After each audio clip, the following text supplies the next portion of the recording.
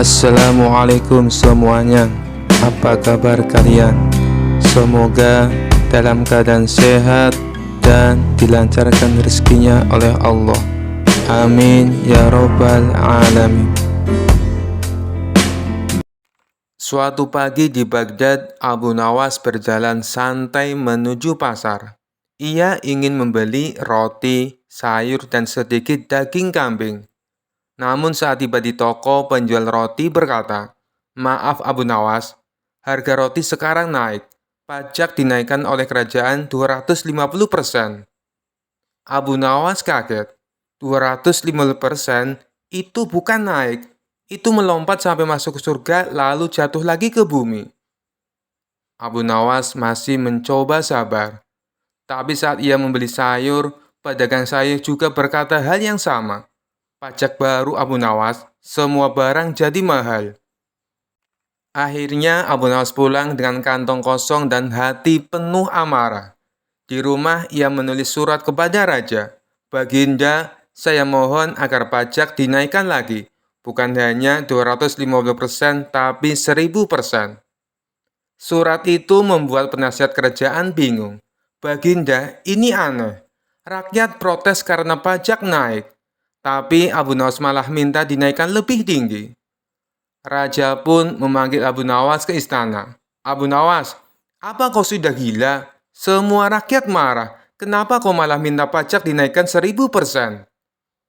Abu Nawas berdiri dengan wajah serius. "Baginda, kalau pajak dinaikkan setinggi itu, rakyat tidak akan sanggup membeli apapun. Tidak ada jual beli, tidak ada yang kerja. Semua orang akan duduk di rumah, dan Baginda tidak perlu repot mengatur negara, karena negara otomatis bubar. Begitu kan selesai masalah?" Raja terdiam, penasihat istana saling memandang.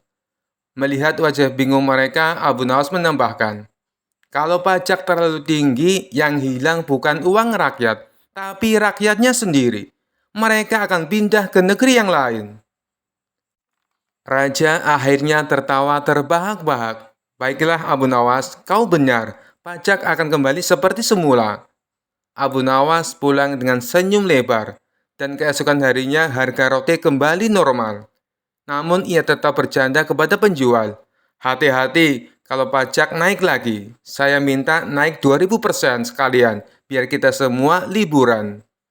Kisah selanjutnya dikisahkan di suatu pagi yang cerah di kota Baghdad yang ramai terdengar kabar bahwa seorang ahli sejarah Kristen yang terkenal dari negeri Romawi datang berkunjung ke istana Khalifah Harun al-Rasyid. Orang itu bernama Paulus Historicus, dikenal cerdas, ahli kitab, dan sering menang dalam debat di negeri asalnya. Sang Khalifah yang senang mendengar perdebatan memanggil Abu Nawas. "Abu Nawas," kata Khalifah sambil tersenyum licik, "aku ingin kau adu argumen dengan ahli sejarah ini. Konon dia mampu membuat ulama-ulama kita terdiam." Abu Nawas tersenyum santai. "Baik, tuanku.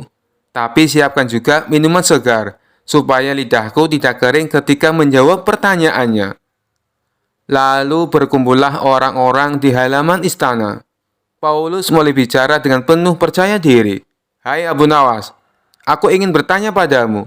Jika Muhammad adalah nabi terakhir, kenapa dalam sejarahku tak pernah kutemukan nubuat tentangnya di kitab-kitab terdahulu yang kau sebut Taurat dan Injil?" Abu Nawas tersenyum. Ia pura-pura berpikir keras sambil memegang janggutnya. "Wahai Paulus, aku kagum pada kepandaianmu dalam sejarah. Tapi bolehkah aku bertanya satu hal sebelum menjawab?"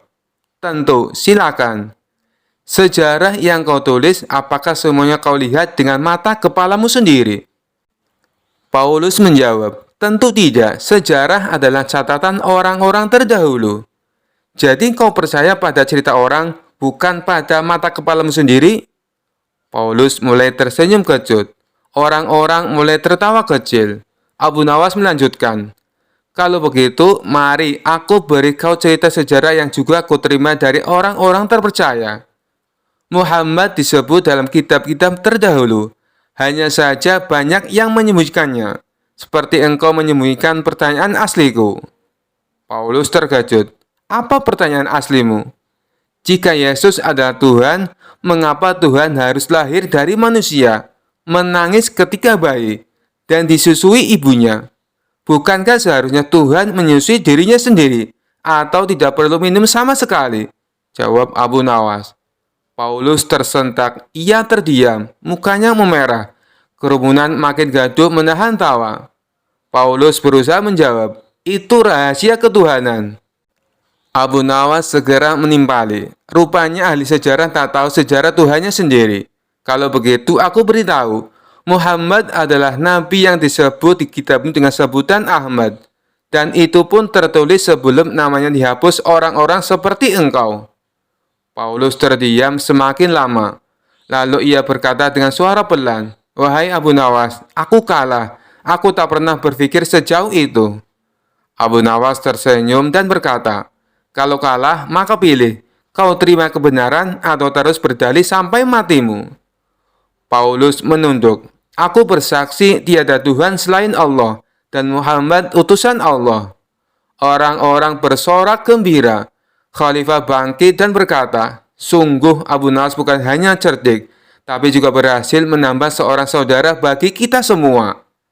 Abu Nawas pun tersenyum lebar sambil berkata, kalau begitu, aku minta hadiah, tambahkan kurma di dapur istana, biar sejarah hari ini terasa lebih manis.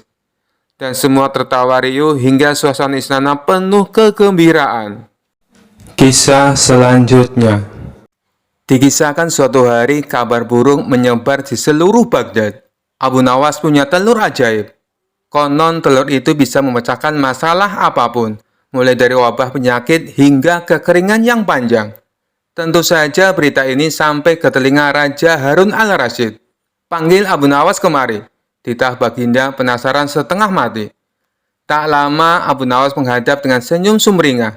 Di tangannya tergenggam sebuah telur ayam biasa. Ampun tuanku, hamba datang. Ada apa gerangan Baginda memanggil?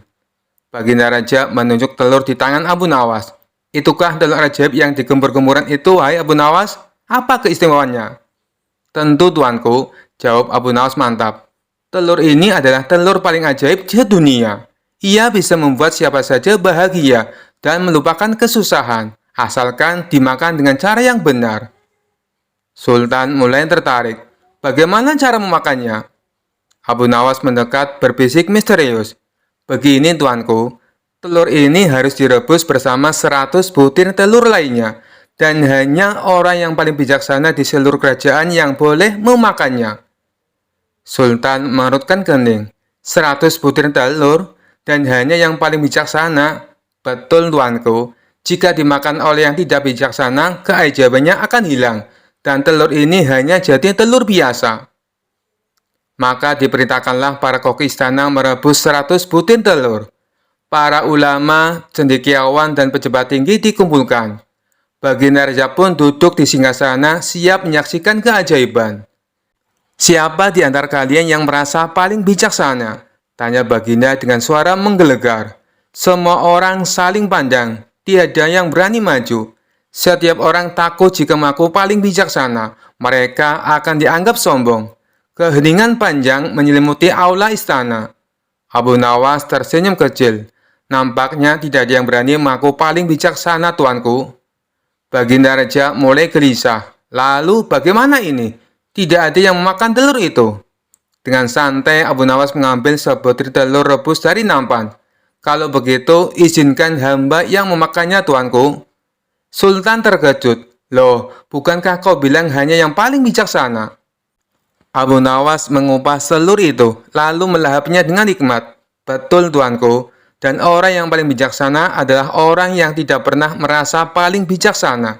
Hamba tidak pernah merasa diri hamba bijaksana. Jadi hamba berani memakannya. Seketika seluruh aula pecah dalam tawa. Baginda Raja Harun al-Rasyid pun ikut tertawa terbahak-bahak. Menyadari kecerdikan Abu Nawas. Tidak ada telur ajaib.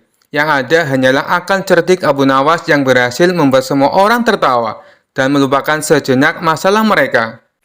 Dan begitulah misteri telur ajaib itu terpecahkan, meninggalkan tawa dan kagum di seluruh kerajaan. Kisah selanjutnya. Dikisahkan suatu pagi yang cerah di Baghdad, Abu Nawas terlihat termenung di pinggir sungai.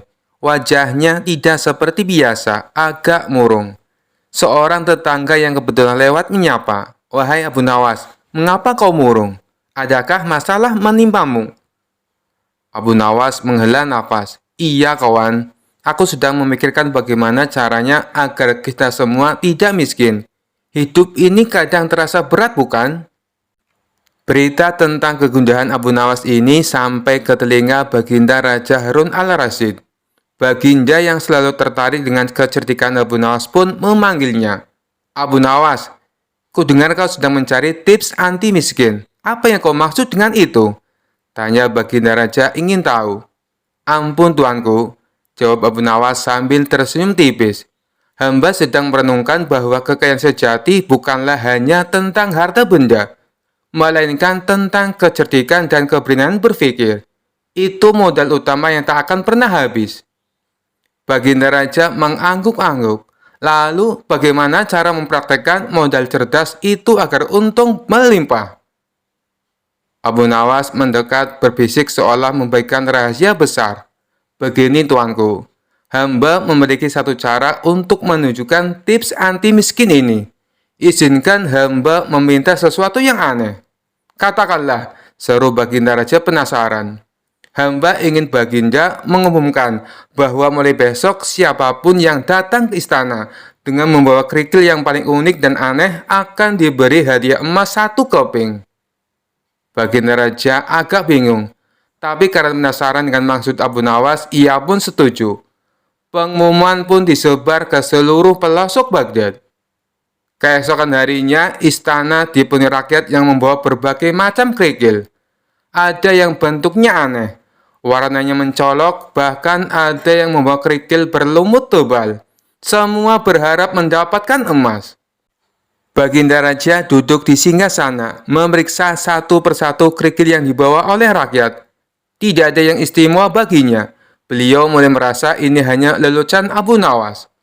Tiba-tiba Abu Nawas maju menghadap Baginda. Ia tidak membawa kerikil apapun, melainkan membawa sebuah mangkok kecil berisi air jernih. "Wahai Abu Nawas, mana kerikilmu?" tanya Baginda Raja heran. Abu Nawas tersenyum lebar. "Ampun tuanku, kerikil hamba adalah kerikil yang tidak terlihat, namun paling berharga. Kerikil ini adalah setiap tetes keringat dan kerja keras yang kita curahkan setiap hari. Dan air jernih ini adalah simbol kejernihan pikiran untuk melihat peluang di mana orang lain hanya bisa melihat batu biasa." Baginda Raja dan semua yang hadir terdiam. Mereka mulai paham. "Dan untungnya tuanku," lanjut Abu Nawas, "adalah jika kita selalu bekerja keras dengan pikiran cerdas dan tidak hanya mengandalkan keberuntungan atau berharap dari pemberian. Modal cerdas ini membuat kita bisa mengubah kerikil biasa menjadi emas dengan usaha dan inovasi yang baru." Baginda Raja Rasyid pun tersenyum lebar. "Kau benar Abu Nawas. Tips anti miskin terbaik memang bukan tentang harta yang datang tiba-tiba, melainkan tentang kecerdasan, kegigihan, dan kemampuan melihat nilai di setiap hal." Sejak hari itu, rakyat Baghdad tidak hanya mencari kerikil, tetapi juga mulai berpikir lebih keras tentang bagaimana mengubah usaha kecil mereka menjadi sesuatu yang bernilai. Dan Abu Nawas dengan modal cerdasnya sekali lagi berhasil memberikan pelajaran berharga yang tak ternilai harganya. Kisah selanjutnya. Kisahkan pada suatu hari negeri Baghdad gempar. Di pasar terdengar kabar Abu Nawas mengaku Tuhan. Orang-orang berbondong-bondong ke alun-alun. Raja Harun al-Rasyid pun mendengar kabar ini. Dengan marah, beliau memerintahkan pengawal, "Cepat tangkap Abu Nawas. Dia sudah gila menghina agama." Maka dibawalah Abu Nawas ke hadapan sang raja. Di istana berkumpul para ulama, menteri, dan rakyat ingin melihat bagaimana akhir kisah ini. Raja menatap tajam Abu Nawas. "Abu Nawas, benarkah kau mengaku Tuhan?" Abu Nawas dengan tenang menjawab, "Benar Paduka, aku Tuhan." Semua orang terkejut. Ulama-ulama mulai beristighfar. Para menteri saling berbisik. Raja berkata murka, "Kalau kau Tuhan, buktikanlah. Ciptakan sesuatu. Gerakan matahari. Turunkan hujan sekarang." Abu Nawas tersenyum santai. "Paduka, Aku Tuhan, tapi Tuhan bohong-bohongan. Seperti orang yang pura-pura alim padahal hatinya jahat. Seperti orang yang pura-pura adil padahal zalim. Seperti orang yang pura-pura suci padahal penuh dosa. Aku hanya ingin memberi pelajaran. Semua terdiam. Abu Nawas melanjutkan, lihatlah, hanya dengan aku berkata aku Tuhan, semua orang gempar, marah, bahkan siap membunuhku.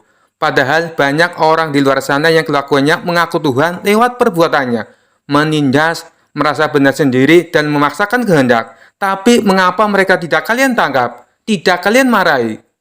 Ruangan jadi hening, wajah-wajah yang tadi marah jadi menunduk. Abu Nawas menatap raja.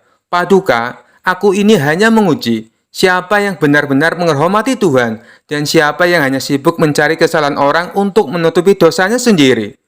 Raja tertegun lalu bangkit dari singgasananya. Wahai rakyatku, bersujudlah kepada Tuhan yang Maha Esa, bukan kepada manusia, bukan kepada gelar, bukan kepada jabatan. Dan seluruh yang hadir pun bersujud, bukan kepada Abu Nawas, tetapi kepada Allah yang sebenarnya, karena malu telah gampang marah tanpa berpikir.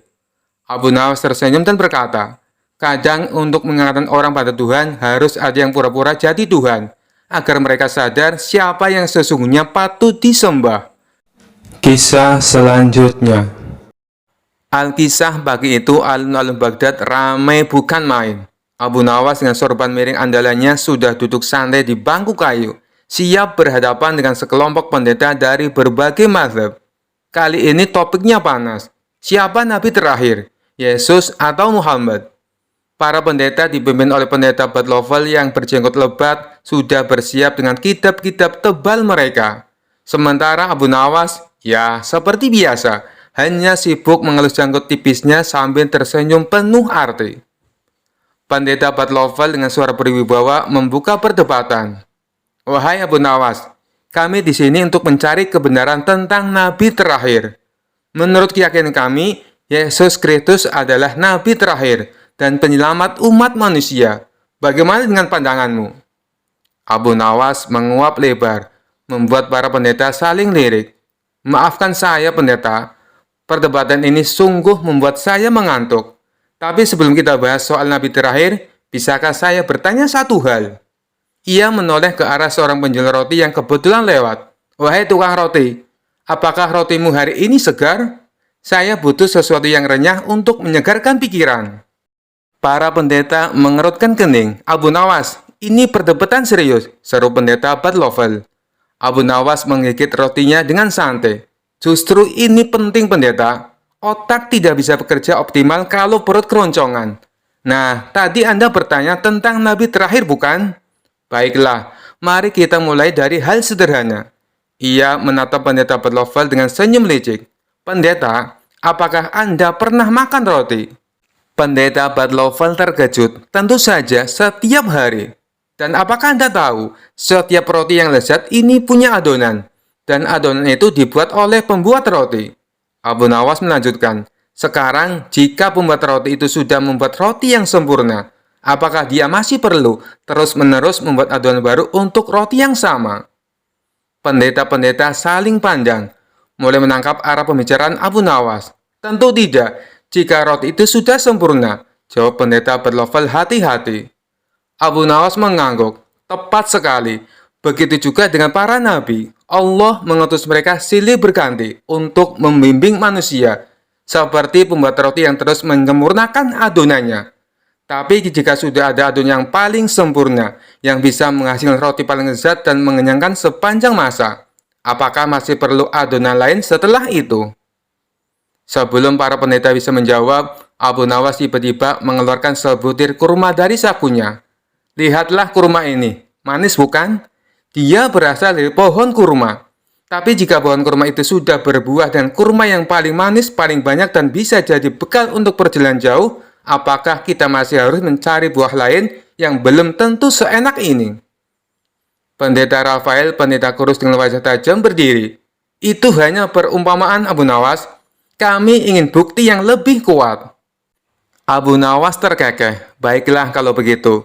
Pernahkah kalian mencicipi madu? Ia menoleh ke pedagang madu. Wahai sahabat, bolehkah saya mencicipi madumu?"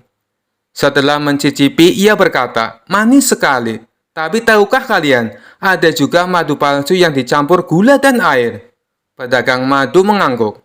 "Nah," kata Abu Nawas sambil menatap para pendeta, "meskipun ada madu palsu, apakah itu berarti madu asli tidak ada? Begitu pula dengan kenabian. Banyak yang mengaku nabi, tetapi hanya ada satu madu asli yang diberikan oleh Allah sebagai penyempurna semua risalah sebelumnya. Dia adalah penutup, pembawa ajaran yang paling lengkap dan abadi." Pendeta Gabri yang mulai frustasi menghela nafas. "Baiklah Abu Nawas, kami akui perumpamamu cerdas.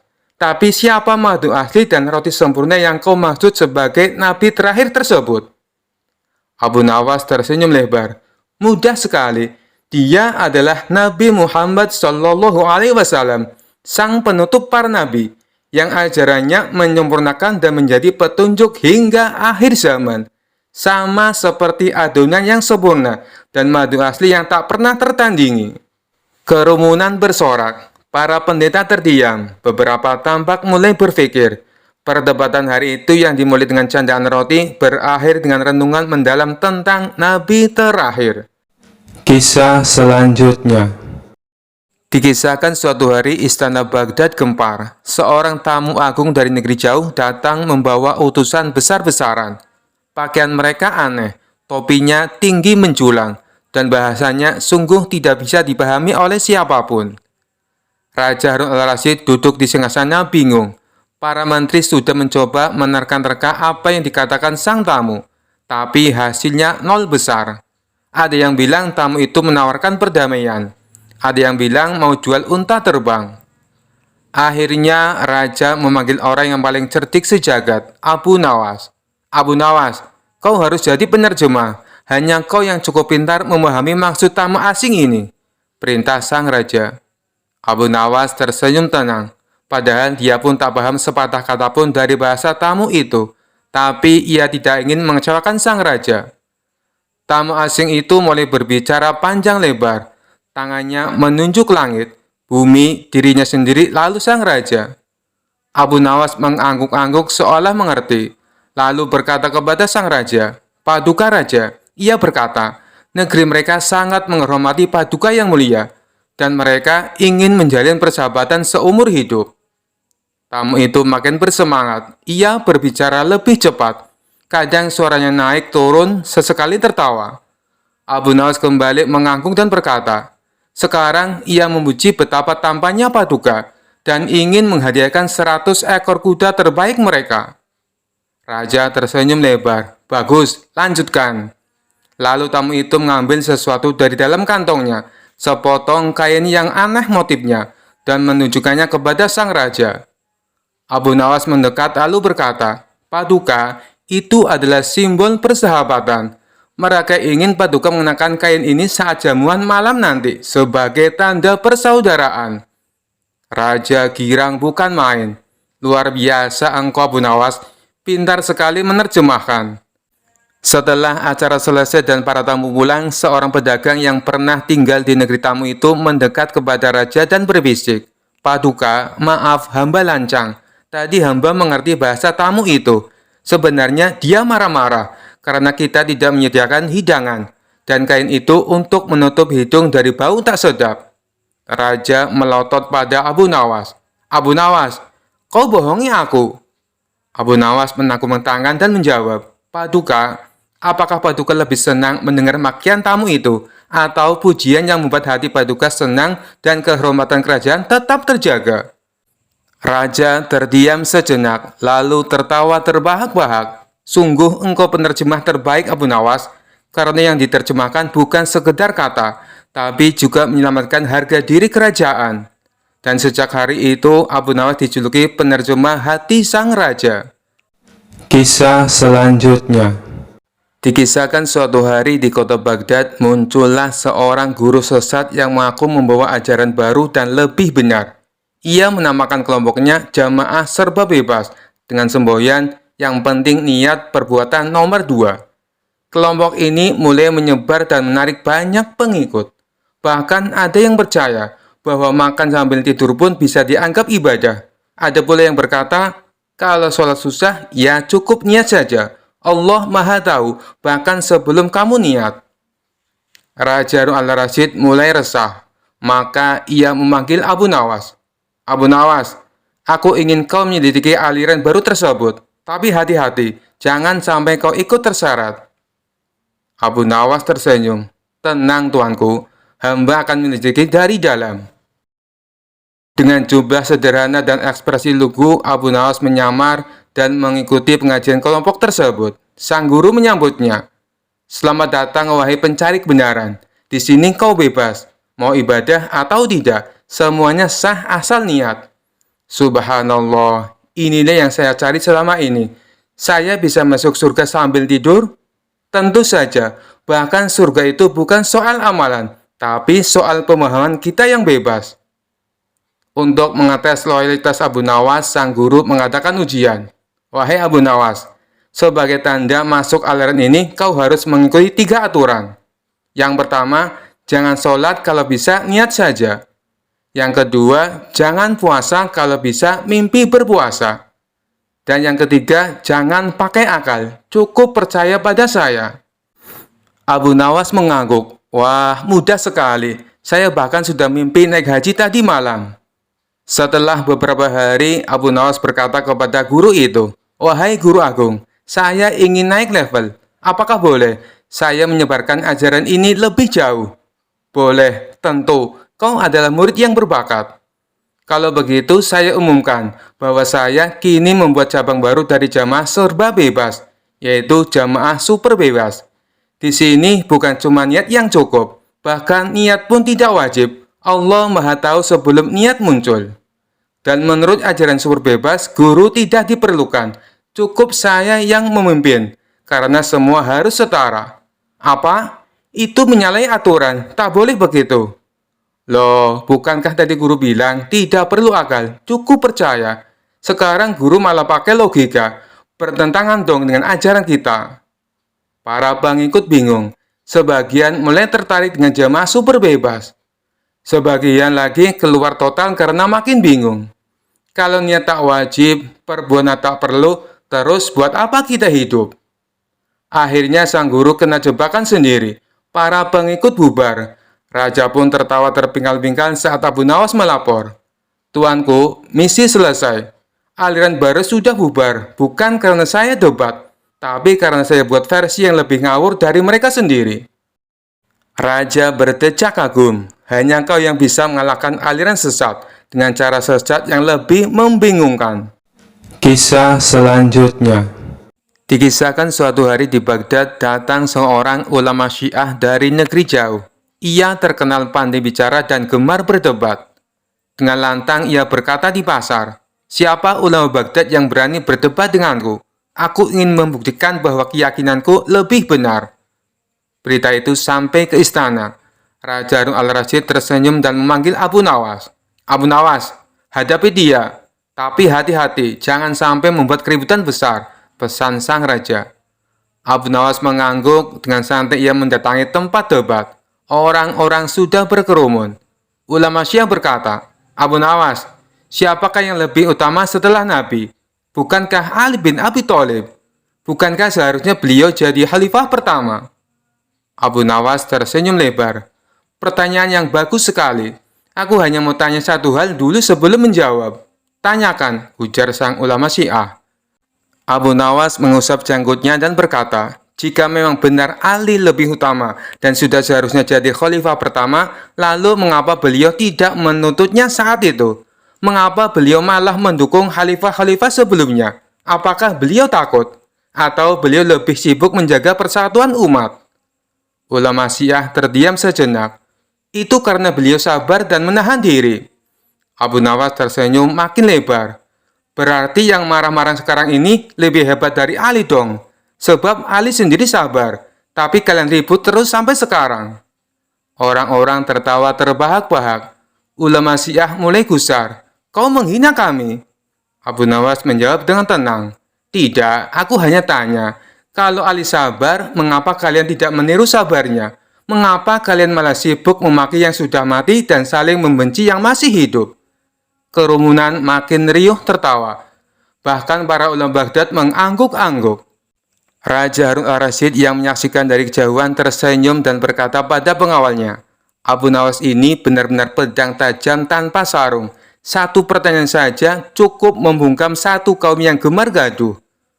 Abu Nawas menutup debat ini dengan kata-kata yang bijak.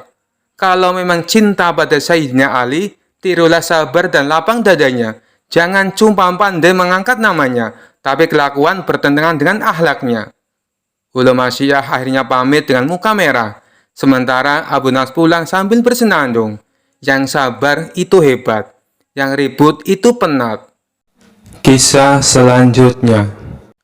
Dikisahkan pada suatu sore di Baghdad, Abu Nawas berjalan melewati sebuah alun-alun, tempat sekelompok biarawati sedang berkumpul, memberikan ceramah kepada para jamaat. Salah satu biarawati yang terkenal cerdik dan fasih berbicara, tampak sedang menjelaskan tentang kasih Yesus dan bagaimana ia rela disalib demi menebus dosa manusia. Abu Nawas yang dikenal suka menggoda dengan pertanyaan-pertanyaan tajam tersenyum melihat kerumunan tersebut. Ia maju dan berkata dengan sopan, "Wahai ibu biarawati, izinkan hamba bertanya. Ini semata ingin menambah ilmu, bukan hendak mencemooh." Sang biarawati yakin dengan ilmunya menjawab, "Silakan, wahai Abu Nawas." Abu Nawas mengelus jenggotnya dan berkata, "Yesus yang kau sebut Tuhanmu itu apakah benar-benar Tuhan?" "Benar," jawab biarawati mantap. "Baiklah," kata Abu Nawas. "Lalu mengapa Tuhanmu itu bisa ditangkap oleh manusia, bahkan disiksa dan disalib? Bukankah Tuhan semestinya maha kuasa dan tidak mungkin dikalahkan oleh makhluknya sendiri?" Seketika itu jamaat yang mendengar mulai saling berpandangan. Biarawati itu tersenyum berusaha tenang, kemudian menjawab, "Itu karena cintanya. Ia rela direndahkan demi menyelamatkan umat manusia." Abu Nawas mengangguk, "Jadi karena cinta, Tuhan rela ditangkap manusia, disiksa bahkan mati?" "Iya," jawab biarawati yakin. Abu Nawas lalu tersenyum lebar, menatap para jamaat dan berkata dengan lantang, "Kalau begitu seandainya di kampungku ada seorang raja yang karena cintanya kepada rakyat membiarkan dirinya ditangkap perampok dan dibunuh. Apakah raja itu pantas disebut raja yang hebat atau raja yang bodoh?" Semua jamaah terdiam. Biarawati itu memerah wajahnya, hendak menjawab namun lidahnya keluh. Orang-orang mulai berbisik-bisik, ada yang menahan tawa, ada yang termenung. Abu Nawas melanjutkan, "Tuhan seharusnya menyelamatkan manusia dengan kuasanya, bukan dengan membiarkan dirinya dipermalukan oleh manusia. Karena kalau begitu, siapa yang sesungguhnya yang lebih hebat, Tuhanmu atau manusia yang menangkapnya?"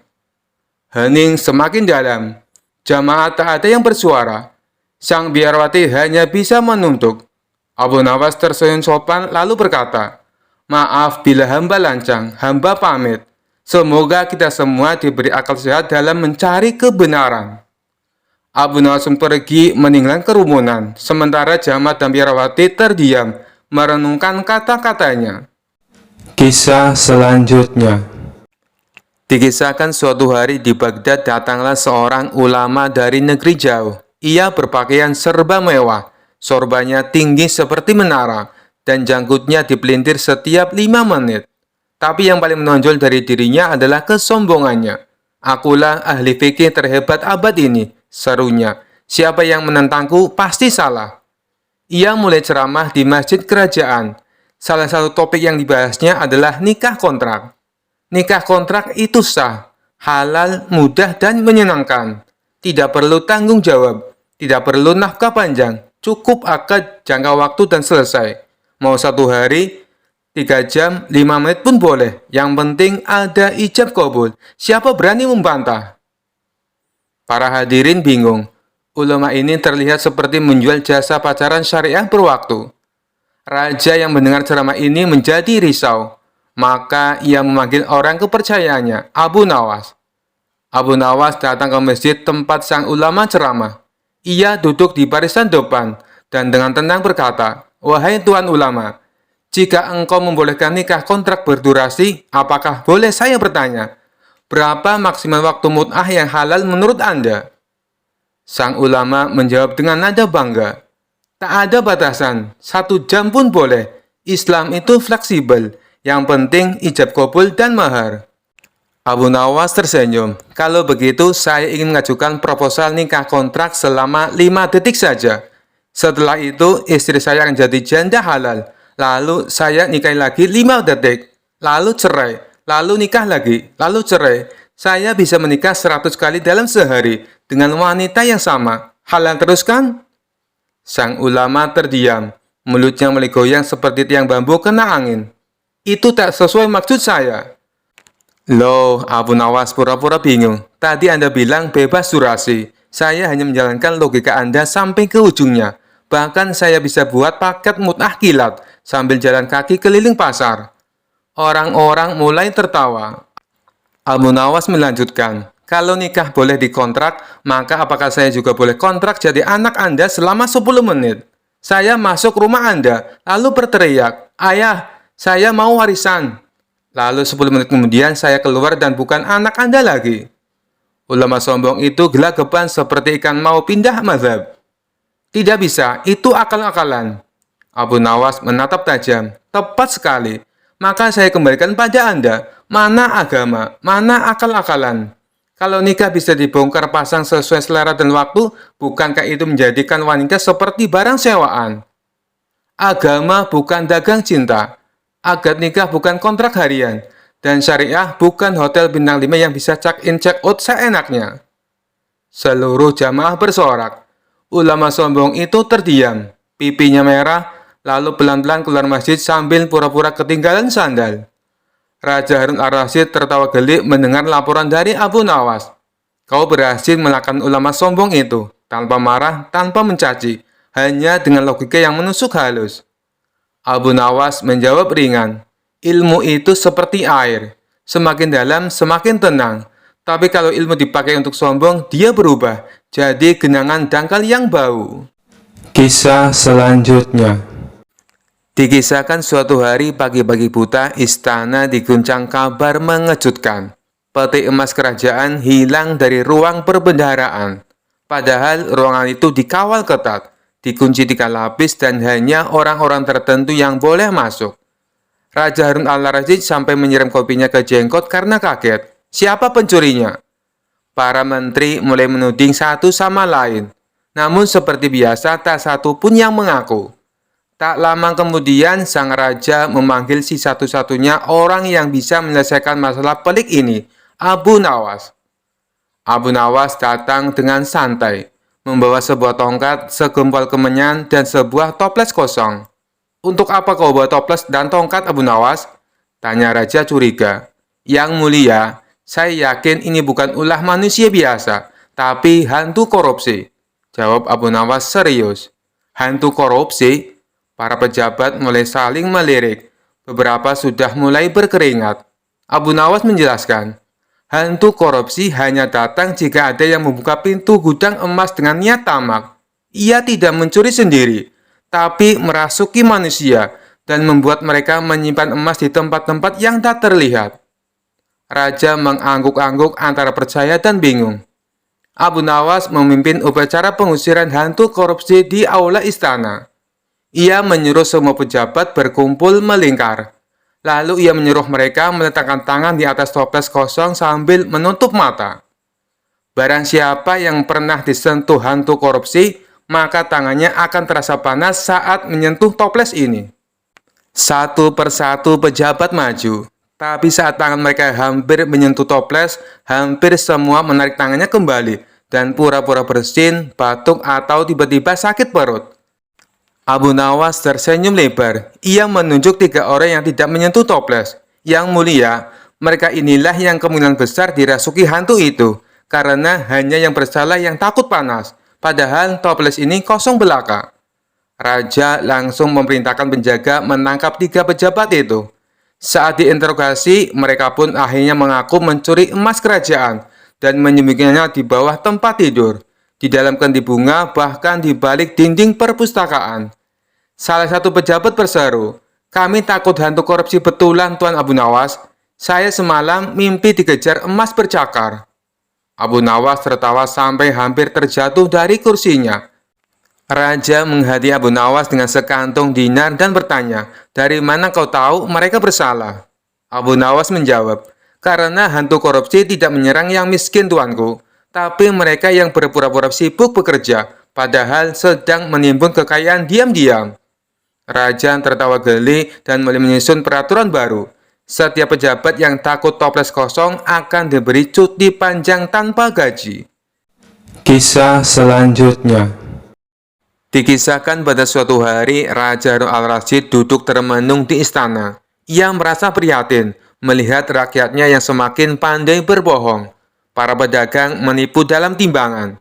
Para pejabat pandai bersilat lidah. Bahkan tukang somai pun suka mengaku baksonya daging sapi, padahal jelas-jelas rasanya kayak sandal. Akhirnya, Raja memanggil orang paling dipercaya dan paling pandai akalnya, Abu Nawas. "Wahai Abu Nawas," kata Raja sambil melipat tangan di dada, "aku ingin kau menjalankan misi penting dari kerajaan. Carilah satu orang saja yang benar-benar jujur di negeri ini. Kalau kau berhasil, aku akan beri hadiah sebesar 10 kantong emas. Tapi kalau kau gagal, kau akan disuruh mengap seluruh ubin istana dengan lidahmu."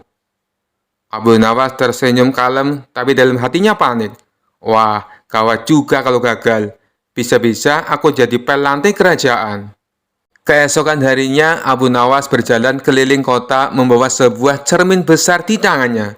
Ia berdiri di pasar lalu berkata dengan lantang, "Wahai warga Baghdad, barang siapa merasa jujur, tataplah cermin kejujuran ini. Jika kau benar jujur, wajahmu akan bersinar. Tapi jika kau berbohong, cermin ini akan retak dan berteriak penipu." Orang-orang langsung penasaran dan berbaris satu persatu. Yang pertama, seorang tukang roti. Ia menatap cermin, dan cermin itu bergetar. Si tukang roti langsung kabur. Lalu datang pedagang kain. Begitu melihat cermin, tiba-tiba terdengar suara dari belakang Abu Nawas. "Awas, ada maling kain di gang belakang." Si pedagang langsung gemetar dan kabur. Padahal yang teriak itu cuma anak kecil iseng. Hari demi hari tak satupun warga yang lolos dari cermin ajaib Abu Nawas. Padahal cermin itu biasa saja. Abu Nawas cuma pura-pura bersikap misterius dan menakuti orang-orang. Suatu pagi, datanglah seorang anak kecil pengembala kambing. Bajunya compang-camping, tapi wajahnya bersinar riang. "Paman, aku dengar kau mencari orang jujur. Aku ingin mencoba." Abu Nawas mengangguk. Anak itu menatap cermin dengan polos. Tidak ada getaran, tidak ada suara, tidak ada yang lari. Abu Nawas bertanya, "Wahai anak muda, apakah kau pernah berbohong?" "Paman, pernah. Tapi aku selalu mengakuinya pada ibu.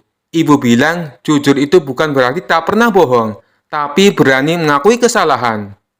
Abu Nawas tersenyum. Dalam hatinya, ini dia orang yang jujur sebenarnya. Ia membawa anak itu ke istana dan berkata kepada raja, "Tuanku, inilah orang yang paling jujur yang kutemukan. Ia tak sempurna, tapi ia jujur tentang ketidaksempurnaannya." Raja pun mengangguk setuju dan memeluk anak itu sambil meneteskan air mata. "Abu Nawas, kau benar. Jujur bukan berarti tak pernah salah, tapi berani mengakui dan memperbaikinya." Lalu Raja memberi hadiah bukan hanya pada Abu Nawas, tapi juga si anak muda, satu keranjang emas dan sepatu yang baru. Kisah selanjutnya. Beberapa hari setelah kejadian, Raja menyuruh Abu Nawas menangis tanpa alasan dan Abu Nawas sukses besar. Kini giliran Abu Nawas yang ingin balas iseng. Ia datang ke istana dengan wajah serius, membawa secarik surat yang digulung seperti pengumuman penting. "Wahai tuanku," kata Abu Nawas dengan nada berat, "sebagai rakyat yang setia, izinkan hamba mengajukan satu permintaan khusus. Tapi syaratnya Baginda harus berani menerimanya dulu tanpa tahu isinya." Raja tertarik dan penasaran. "Baiklah, apapun permintaanmu aku terima." "Kalau begitu," kata Abu Nawas sambil tersenyum, "hamba minta Baginda harus menangis sekarang juga." Raja langsung melotot. "Apa? Aku disuruh menangis? Aku ini raja, bukan anak bayi." Para menteri pun berbisik-bisik menahan tawa. Raja merasa tertantang. Baik, aku akan menangis. Tapi kau harus membuatku menangis tanpa menyentuhku, tanpa menyakitiku, dan tanpa membuatku kehilangan apapun. Abu Nawas maju ke depan, lalu membungkuk perlahan. Ia berkata pelan-pelan, "Wahai tuanku, izinkan hamba membacakan daftar hadiah, tunjangan dan kekayaan baginda yang telah hamba berikan diam-diam kepada rakyat miskin selama 3 tahun terakhir tanpa sepengetahuan baginda." Raja langsung kaget. "Apa? Kau ambil harta istana?" Abu Nawas menjawab dengan tenang, "Tidak, tuanku, hamba tidak ambil apa-apa, tapi hamba menyebarkan nama baik baginda di seluruh pelosok negeri sebagai raja paling dermawan, adil, dan mencintai rakyat miskin." Raja mulai bingung. "Itu kan bagus." Abu Nawas tersenyum lalu melanjutkan, "Karena itulah, sekarang rakyat mencintai baginda. Mereka mulai percaya bahwa setiap pemberian adalah dari kebaikan hati baginda. Mereka tidak lagi takut pada pajak, tidak lagi mencaci para petugas. Mereka bahkan menulis lagu pujian untuk baginda. Tapi semua itu bukan karena baginda memang benar-benar memberi." Raja mulai menghela napas berat. "Semua itu karena hamba membohongi mereka." Abu Nawas menunduk. "Maafkan hamba, tuanku. Hamba hanya ingin rakyat bahagia, walau harus dengan kebohongan kecil." Tiba-tiba mata raja berkaca-kaca. "Kau membuat rakyat mencintaiku, bahkan saat aku tidak sadar melupakan mereka." Air mata mulai jatuh. Para menteri melongo. "Abu Nawas, kenapa kau membuatku menangis? Tanpa rasa kehilangan, tanpa kesedihan, tapi penuh rasa malu dan haru." Abu Nawas menjawab lirih, "Karena tangisan paling dalam, tuanku, adalah saat kita menyadari bahwa kita dicintai, padahal kita lupa mencintai balik." Raja pun memeluk Abu Nawas. "Kau memang luar biasa. Tangis ini bukan karena kesedihan, tapi karena hati ini disentuh tanpa dicubit sedikit pun." Kisah selanjutnya. Dikisahkan pada suatu pagi yang cerah, Raja Harun al-Rasyid bangun dengan semangat tinggi.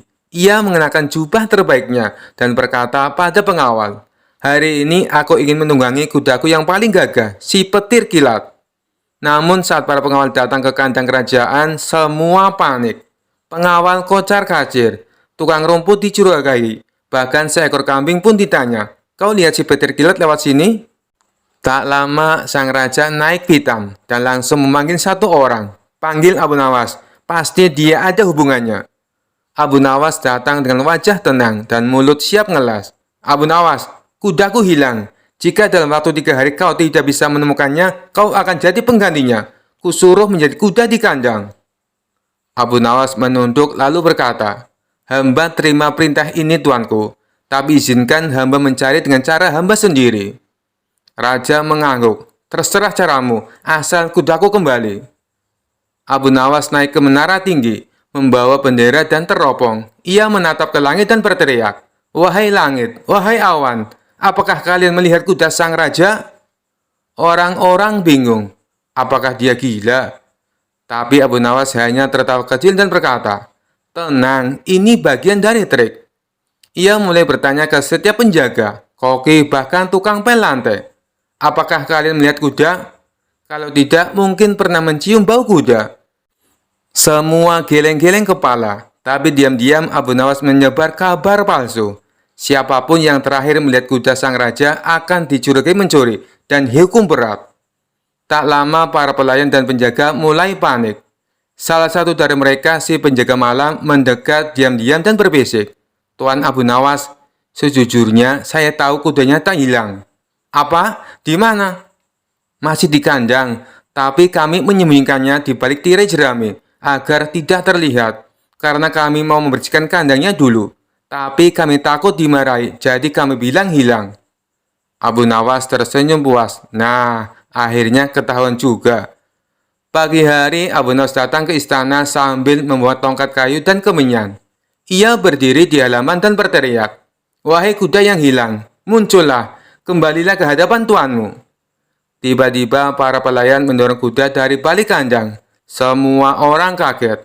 Raja berdiri dari singgasana. "Abu Nawas, apa yang kau lakukan?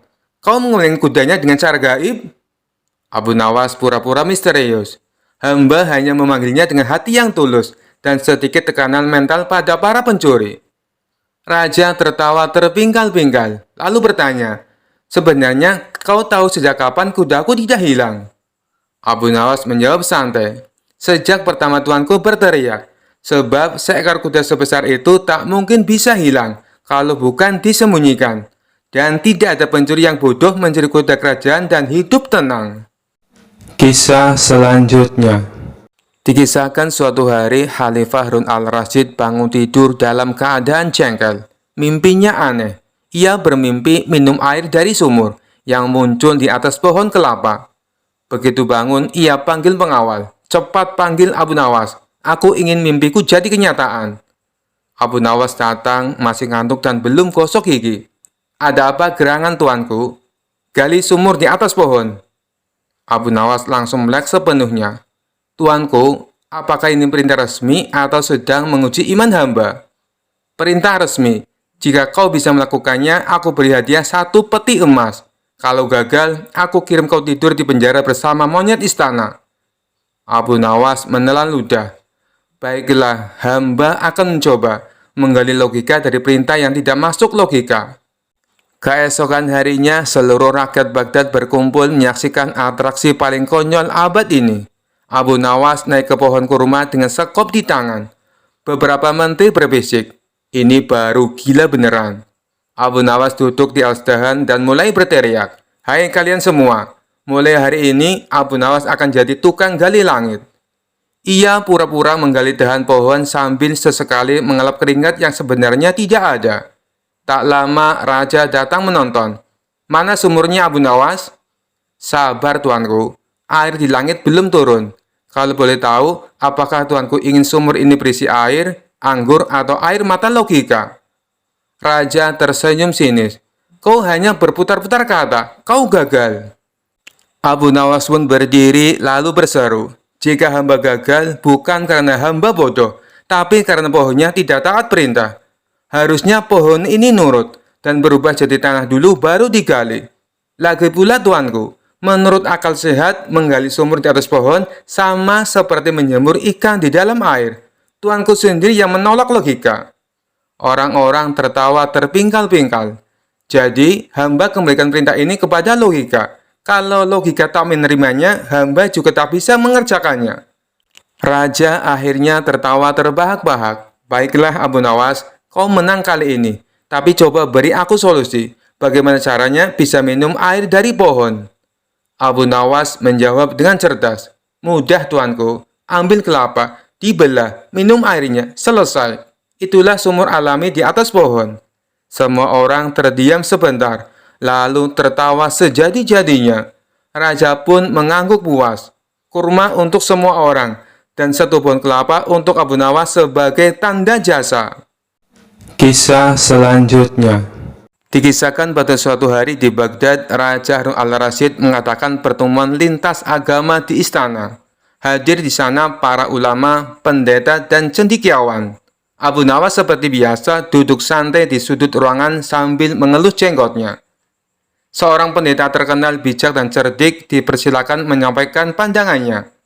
Dengan semangat sang pendeta berkata, "Wahai Raja, Yesus adalah Tuhan kami yang turun ke bumi untuk menyelamatkan manusia dari dosa."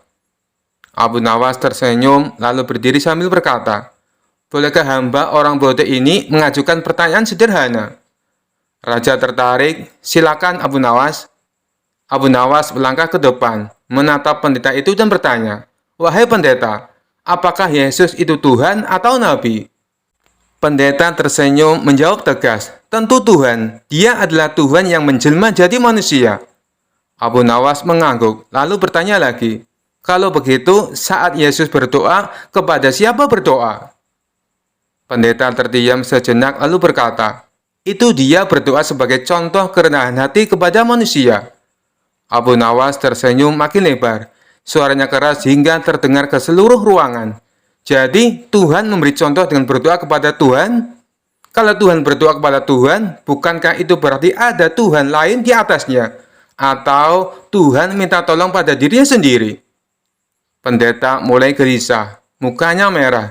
Jamaat mulai berbisik-bisik. Abu Nawas melanjutkan, jika Tuhan itu maha kuasa, mengapa dia harus berdoa? Bukankah cukup berkata, jadilah, maka jadilah. Pendeta membuka mulut hendak menjawab, tapi suaranya mendadak hilang. Tak ada satu kata pun yang keluar. Seperti ada gumpalan besar menahan suaranya. Tangannya gemetar. Para jamaah terkejut, sebagian menahan tawa, sebagian lain termenung. Abu Nawas menghela nafas lalu menepuk bahu pendeta itu dengan lembut. Maaf wahai pendeta, hamba ini bukan ingin mempermalukanmu, hanya ingin mengajak berpikir. Tuhan itu satu, tidak berdoa, tidak makan, tidak tidur, tidak lemah, dan tidak butuh bantuan siapapun. Betul wahai semua yang hadir? Jamaat menjawab serentak, betul. Pendeta itu hanya bisa menunduk. Raja Harun tertawa terpinggal-pinggal, lalu berkata, Abu Nawas, engkau benar-benar licin bagi belut. Pendeta pun dibuat bungkam tanpa celah. Abu Nawas tersenyum, pamit undur diri sambil berkata, ilmu yang benar hanya dari Tuhan yang Maha Esa. Hamba ini hanya tukang tanya. Kisah selanjutnya. Alkisah pada suatu hari yang cerah, Raja Harun al-Rasyid sedang duduk santai di taman istana sambil memikirkan cara baru untuk mengetes kecerdikan Abu Nawas. Setelah meneguk segelas teh dingin, tiba-tiba Raja bertepuk tangan keras memanggil para pengawal. Panggil Abu Nawas ke hadapanku sekarang juga, titah sang raja. Tak lama kemudian, Abu Nawas muncul dengan wajah ceria. Ada perintah apa gerangan tuanku? Sang raja tersenyum penuh arti. Abu Nawas, aku ingin engkau membuktikan kehebatanmu yang sering kau banggakan. Kali ini aku memerintahkan engkau membawa api neraka ke istanaku. Aku ingin melihat seperti apa panasnya api neraka itu. Abu Nawas terkejut bukan main. Namun ia segera menenangkan dirinya. Ia tahu kalau menolak hukumannya berat. Tapi membawa api neraka bagaimana caranya? Abu Nawas mengangguk penuh hormat. Baik tuanku, mohon beri hamba waktu 3 hari. Baiklah, kata sang raja. Kalau kau gagal, siap-siap kau berkemas ke penjara. Abu Nawas pulang ke rumah. Duduk termenung di depan tungku dapurnya. Istrinya heran melihat suaminya tak biasanya serius seperti itu. Suamiku, mengapa kau tampak gundah? Abu Nawas menjawab, bagaimana aku tidak gundah? Raja memerintahku membawa api neraka ke istana. Kalau aku menolak atau gagal, aku pasti masuk penjara. Sang istri berpikir sejenak lalu berkata, bukankah yang paling mirip api neraka itu amarah manusia? Coba pikirkan. Abu Nawas tersenyum mendengar ide istrinya. Kau memang pintar, wahai istriku. Pada hari yang dijanjikan, Abu Nawas datang ke istana dengan membawa sebilah pedang, wajah marah dan berjalan dengan langkah cepat menuju tahta sang raja. Raja terkejut melihat tingkah Abu Nawas. Abu Nawas, ada apa denganmu? Mengapa kau marah-marah begitu? Abu Nawas menjawab dengan suara lantang. Tuanku, aku telah membawa api neraka itu. Inilah dia. Amarah seorang hamba kepada rajanya. Bukankah amarah yang membakar hati yang membuat orang berbuat nekat dan menghancurkan segalanya sama panasnya dengan api neraka? Raja terdiam sejenak, lalu menatap Abu Nawas yang kini sudah menggenggam pedangnya kuat-kuat sambil mata melotot. Cukup, cukup Abu Nawas, kata sang raja sambil tertawa terpingkal-pingkal. Benar katamu, amarah manusia bisa lebih panas dari api neraka. Aku akui, kau berhasil membawa api neraka ke istana. Para menteri dan pengawal ikut tertawa. Sementara Abu Nawas tersenyum lega karena berhasil lolos dari jebakan sang raja. Sebagai hadiah, raja memberinya sepeti emas dan berkata, Abu Nawas, kisah selanjutnya. Kau memang tak pernah kehabisan akal. Dikisahkan pada suatu hari, Raja Harun al-Rasyid sedang pusing 7 keliling karena kasus pencurian di istana yang tak kunjung terpecahkan. Banyak laporan barang hilang, tapi tidak ada bukti, dan para tersangka semuanya berkelit. Akhirnya Raja memutuskan memanggil orang paling cerdik. Siapa lagi kalau bukan Abu Nawas? Abu Nawas, kata sang raja, kau sekarang kuangkat jadi hakim khusus. Selesaikan kasus ini, dan kalau perlu adakan sumpah pocong. Abu Nawas manggut-manggut. Siap tuanku, tapi hamba perlu 1 malam untuk menyiapkan pengadilan khusus. Keesokan harinya, halaman istana sudah disulap jadi pengadilan pocong ala Abu Nawas. Ada di lusuh, sebatang lilin menyala, dan kain kafan tergantung di tiang bendera. Tersangka yang dituduh adalah 3 orang, Ali tukang kebun, Hasan penjaga malam, dan Umar si juru masak. Abu Nawas membuka sidang dengan gaya horor-hororan. Saudara-saudara tersangka, karena tidak ada saksi dan bukti, maka kita akan gunakan cara terakhir, yaitu sumpah pocong spesial ala Abu Nawas. Semua tersangka langsung pucat. "Apa itu sumpah pocong spesial?" tanya Umar dengan gemetar. "Sangat sederhana," jawab Abu Nawas dengan senyum misterius. "Kalian akan kami balut kain kafan, ditidurkan, lalu kami akan membaca mantra-mantra kuno. Jika kau bersalah, maka kain kafanmu akan menyusut sendiri." 3 tersangka makin pucat seperti tembok yang belum dicat. Satu persatu mereka dibungkus kain kafan. Abu Nawas lalu mengambil tongkat dan membaca doa-doa dalam bahasa aneh. Lalu Abu Nawas mendekat ke telinga si Ali dan berbisik pelan, "Kalau kamu tidak bersalah, santai saja. Tapi kalau kau mencuri, hati-hati, nanti kainmu meledak sendiri." Ali langsung berkeringat. Hasan gemetar. Umar mulai menangis. Setelah semua beres, Abu Nawas berkata, "Sekarang satu persatu buka kain kafan kalian sendiri." Ali membuka kain kafannya biasa saja. Hasan membuka juga aman. Giliran Umar. Baru disentuh sedikit, dia langsung berteriak, "Ampun, aku ngaku. Aku yang ambil makan-makanan di dapur istana. Tapi aku lapar, aku cuma icip-icip." Raja yang menyaksikan dari balik tirai langsung tertawa terbahak-bahak. "Abu Nawas, ini cara paling gila, tapi paling berhasil," katanya sambil menepuk pundak Abu Nawas. Abu Nawas hanya tersenyum lebar. "Tuanku, kadang ketakutan bisa lebih kuat dari dalil hukum." Sejak saat itu, Abu Nawas dijuluki hakim pocong pertama di Baghdad, dan Umar dihukum jadi juru masak raja khusus makanan basi. Sekian dulu perjumpaan kita kali ini. Sampai bertemu lagi di kisah-kisah selanjutnya. Terima kasih yang sudah subscribe dan setia menonton channel ini. Wassalamualaikum warahmatullahi wabarakatuh.